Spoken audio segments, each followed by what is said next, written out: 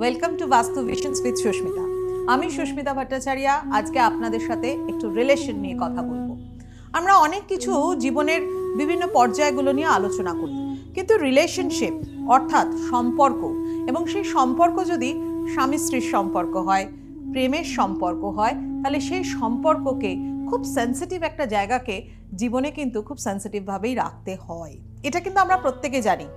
কিন্তু একটা জিনিস কি, যে কথাটা আমি আজকে হয়তো এত বছর ধরে বিভিন্ন টক শোতে বলে এসেছি, যে জীবনের এমন একটা সম্পর্ক, যে সম্পর্কটা জীবনের প্রথম দিন থেকে হয়তো শুরু হয় না। স্বামী স্ত্রীর সম্পর্ক জীবনের অনেকটা পরে গিয়ে, কেউ হয়তো 30 বছর বয়সে, কেউ হয়তো 26 বছর বয়সে, এরকম সময় গিয়ে মানুষ বিয়ে করে। তো এই বিবাহ জীবনটা যাতে সারাটা জীবন সে বহন করতে পারে, এই রকমই একজন পার্টনারকে কিন্তু সে এক্সপেক্ট করে। কিন্তু আলটিমেটলি দেখা যায় বহু সম্পর্ক মধ্যিখানে কিন্তু চিড় ধরে যায়, অনেক সম্পর্ক আছে ভেঙে যায়। হয়তো এরকমও রয়েছে 10 বছর ধরে তাদের অ্যাফেয়ার্স চলেছে, প্রেমের জীবন চলেছে, কিন্তু একটা সময় গিয়ে দেখা গেল বিবাহিত জীবনে পরিণত হওয়ার পর সেই সম্পর্ক 2 বছরের মধ্যেই ভেঙে গেল। এরকমও কি আমরা দেখি না? না, দেখি, অবশ্যই দেখি। এখন যেটা হয়েছে যে ডিভোর্সের ব্যাপারটা প্রচুর পরিমাণে বেড়ে গেছে। ইয়েস, আপনিও চান না আপনার জীবনে কালো কোঠেরা আসুক, কিন্তু আপনার জীবনেও হয়তো কালো কোঠের মানুষরা কিন্তু অবশ্যই এসে যায়। কেউই চাই না আমরা সম্পর্ককে আমরা সারা জীবন বহন করতে চাই, কিন্তু আমরা বড্ড স্মার্ট। এই কথাগুলো আমাকে বলতেই হয়, তার কারণ হচ্ছে একটা রিলেশনশিপ কতটা ইমোশনাল একটা জায়গা মানুষের জীবনে ঘিরে থাকে, বা একটা কতটা ইম্পর্টেন্সই রাখে, সেটা কিন্তু প্রত্যেকটা মানুষ আমরা বুঝি, ফিল করি। আবার কোনো কোনো সময় সময়ের পরিপ্রেক্ষিতে বা সিচুয়েশনশিপ মানে সিচুয়েশনের ওপর পড়ে তখন কিন্তু সেই জিনিসগুলোকে আমরা ভুলে যেতে চাই, তাই না? একটা কথা বলি আপনাদেরকে, খুশিতে থাকতে আমরা প্রত্যেকে চাই, খুশিতে থাকাটাও কিন্তু খুব ইজি, বাট খুশিতে থাকার ভান করাটা খুব শক্ত। এটা কিন্তু ভীষণ একটা টাফ ব্যাপার। যাই হোক, তাহলে এই বছর 2025 কাদের রিলেশনশিপ ব্রেক হতে চলেছে, হতে পারে রিলেশনশিপ খারাপ, কাদের কাদের জেনে নিই চট করে। জোডিয়াক সাইন যাদের রয়েছে কুম্ভ অর্থাৎ অ্যাকোয়ারিয়াস, যারা মকর রাশির জাতক, যারা কুম্ভ রাশির জাতক, যারা স্যাজিটেরিয়াস অর্থাৎ ধনু রাশি, যারা লিব্রা অর্থাৎ তুলা, যারা টরাস অর্থাৎ হচ্ছে বৃষ রাশির জাতক জাতিকা, বা যারা এরিজ, তাদের কিন্তু সম্পর্কের জায়গাটা যথেষ্ট নড়বড় থাকতে পারে 2025-এ। তাই কিন্তু অবশ্যই নিজের সম্পর্কটাকে ঠিক করবার জন্য একটা আগে থেকে প্রিকশন নিন, অনেক বেশি সেন্সিটিভ হন আপনার রিলেশনশিপটাকে ভালো করবার জন্য। কারণ আমরা প্রত্যেকে খুব বুঝি, এখনকার দিনের সবাই আমরা সব বুঝি, কিন্তু সব কিছু বোঝবার জন্য আমাদেরকে একটু স্মার্ট হতে হয়। বাট এই স্মার্ট শব্দটা আপনার জীবনে অনেকটা কিন্তু প্রভাব বিস্তার করতে পারে। কেন, কীরকমভাবে? যেমন হচ্ছে আপনার জীবনে স্মার্টফোন আপনার জীবনে অনেকটা প্রভাব বিস্তার করেছে, আপনার গাড়ির কি স্মার্ট কি আপনার জীবনে অনেক প্রভাব বিস্তার করেছে, তেমনি আপনার ব্রেনে এই স্মার্ট শব্দটা ঢুকে যাওয়ার পর থেকেই আমরা মনে করি মতের অমিল হচ্ছে, চলো ডিভোর্স করে দাও। একটু সচেতন হতে হবে। যাই হোক, বাস্তুর ব্যাপারে কি করে সচেতন হবে রিলেশনশিপটাকে ভালো রাখবার জন্য, সেগুলো আপনাদের সাথে একটু বলে নিই। যাদের রাশিগুলো বললাম, তাদের যদি রিলেশনশিপে প্রবলেম হয়, তাদের জন্য বিভিন্ন ধরনের ক্রিস্টাল, কোয়ার্টজ, বিভিন্ন ধরনের তাদের হরোস্কোপ বিচার করে প্রতিকার এগুলো করতে হবে। তবে সব একই ভিডিওতে তো বলা আমার সম্ভব নয়।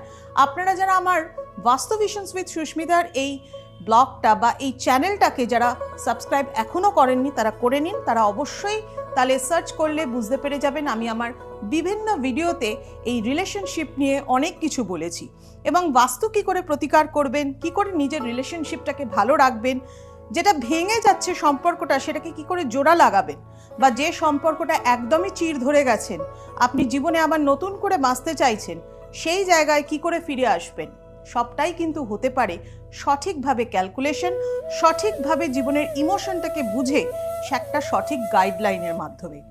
তাহলে আজকে কতগুলো গাইডলাইন আপনাদেরকে দিই, সেটা হচ্ছে বাস্তু সম্পর্কিত। রিলেশনশিপকে ভালো রাখবার জন্য বাস্তুর ক্ষেত্রে আপনি কি কি করতে পারেন। আপনাদের bedroom it's a very important জায়গা। যদি আপনার বাড়িতে আপনার বেডরুম সাউথ ওয়েস্টে হয়, ভীষণ ভালো, খুব ভালো, তাহলে তো ভীষণ ভালো আপনাদের সম্পর্ক থাকার কথা। হ্যাঁ, স্লিপিং ডিরেকশনটাকেও ঠিক রাখতে হবে। আপনি যদি পূর্ব দিকে বা দক্ষিণ দিকে মাথা রেখে ঘুমান তাহলে খুব ভালো। আপনি যখন আপনার ঘরে ঢুকছেন, ডায়াগোনালি টু দ্য ডোর যদি আপনার বেডটাকে প্লেসমেন্ট করেন এবং দক্ষিণ দিকে মাথা রেখে ঘুমান, তাহলে কিন্তু সেই সম্পর্ক ভীষণ ভালো হয়। যদি আপনার বাড়িতে মানে বেডরুমের সাথে অ্যাটাচ টয়লেটের পজিশন রয়েছে আর সেটা যদি এক্স্যাক্টলি সাউথ ওয়েস্টের দিকেই থাকে, তাহলে কিন্তু সম্পর্ক অনেকটা খারাপ হতে পারে। টয়লেটের দরজার বাইরের দিকে একটা টোটাল মিরর লাগিয়ে দিন, কিন্তু অবশ্যই একটা জিনিস মাথায় রাখবেন, যে মিররটা আপনি ড্রেসিং টেবিলের সাথে ইউজ করছেন সেই মিরর কিন্তু উত্তর দিকে বা পূর্ব দিকে প্লেসমেন্ট করতে হয়, কখনোই কিন্তু দক্ষিণ দিকে বা পশ্চিম দিকে নয়।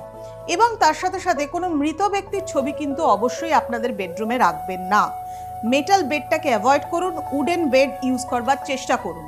অবশ্যই তার সাথে সাথে মাথায় রাখবেন, কিচেনের পাশাপাশি যদি আপনার বেডরুম থাকে, যেদিকে আপনি মাথা দিচ্ছেন, বেডের হেডবোর্ড রাখছেন, তার ঠিক কমন ওয়ালে যেন কিচেনের ওভেন না থাকে, তাহলে সবসময় একটা খিটখিটে মেজাজ থাকবে কিন্তু হাজব্যান্ড ওয়াইফের মধ্যে। বেডরুমের মধ্যে পিচ কালার ইউজ করবেন না, বাকি সব লাইট শেড কিন্তু ইউজ করতে পারেন। বেডরুমে যাতে ন্যাচারাল লাইট আসে, সানলাইট আসে, সেই ব্যবস্থা কিন্তু অবশ্যই রাখুন।